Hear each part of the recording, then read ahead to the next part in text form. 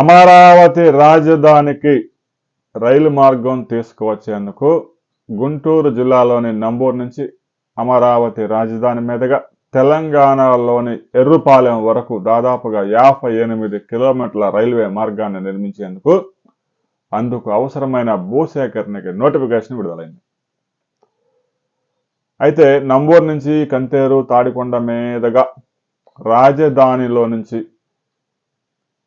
ఇక కంచికచర్ల వీర్లపాడు మండలాలు ముప్పాల మీదుగా ఎర్రుపాలెం పెద్దపాలెం మీదుగా ఎర్రుపాలెం దాకా ఈ రైల్వే మార్గం రాబోతా ఉంది. కృష్ణా జిల్లాలో అయితే భూసేకరణకి పెద్దగా సమస్య లేదు.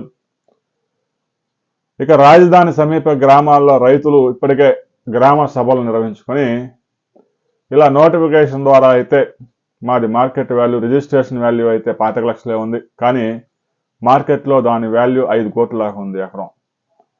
మరి 25 లక్షలకి 300% అధికంగా ఇచ్చినా కూడా ఎకరానికి 1 కోటి రూపాయలు మించి రావు.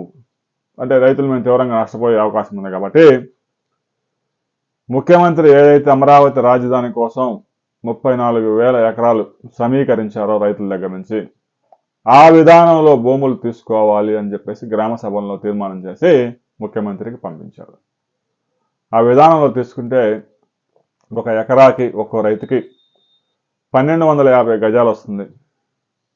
అందులో ఒక 1000 గజాలు నివాసయోగ్యమైన నివాసాలకి సంబంధించినది, మరో 250 గజాలు కమర్షియల్. కమర్షియల్ అంటే కనీసం ఒక 60 నుంచి 80 అడుగులు 100 అడుగులు రోడ్డు ఉంటుంది. ఆ రోడ్డుకు ఉండే స్థలం 1250 గజాలు, కనీసం గజం 30,000 ధర వేసుకున్నా కూడా రైతులకి కనీసం ప్రతి ఎకరాకి 3.5 కోట్ల నుంచి 4 కోట్లు వచ్చే అవకాశం ఉంది. అంటే ప్రస్తుతం ఏదైతే ఆ రైతుకి ధర ఉందో అంత మొత్తం న్యాయం జరిగే అవకాశం ఉంది. అయితే రాష్ట్ర ప్రభుత్వం దీని మీద ఇప్పటివరకు స్పందించలేదు. నారాయణ దృష్టికి అయితే తీసుకెళ్లారు మంత్రి నారాయణ ముఖ్యమంత్రి దృష్టికి తీసుకువెళ్ళే ఉంటారు. దాని మీద ప్రభుత్వం నిర్ణయం తీసుకోవాల్సి ఉంది.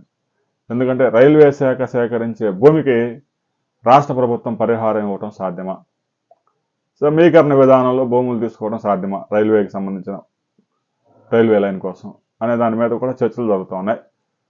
రాబోయే కొద్ది రోజుల్లో దీని మీద స్పష్టత వస్తుంది. ఆ రైతులకు కూడా న్యాయం జరగాలి. రాజధానికి ఆనుకొని ఉన్నారు కాబట్టి ఆ భూములు కూడా ఎక్కువ ధరలే ఉన్నాయి. ఎకరం 25 లక్షలు ఎక్కడ రాదు, 4-5 కోట్లు అయితే నడుస్తూ ఉంది. మరి రైతుకి 75 లక్షల నుంచి 1 కోటి రూపాయలు ఇచ్చి ఆ భూములు గుంజుకుంటే వాళ్ళ అన్యాయం జరిగే అవకాశం ఉంది. రైల్వే లైన్ అంటే ఒక్కో రైతుది 3 ఎకరాలు 4 ఎకరాలు లేచిపోయే ప్రమాదం ఉంది. రాబోయే కొద్ది రోజుల్లో దీని మీద ప్రభుత్వం ఎలాంటి నిర్ణయం తీసుకుపోతా ఉంది అనే అప్డేట్ వచ్చిన తర్వాత మరో వీడియోలో తెలుసుకుందాం. వీడియో నచ్చితే లైక్ చేయండి, షేర్ చేయండి, సబ్స్క్రైబ్ చేసుకోండి.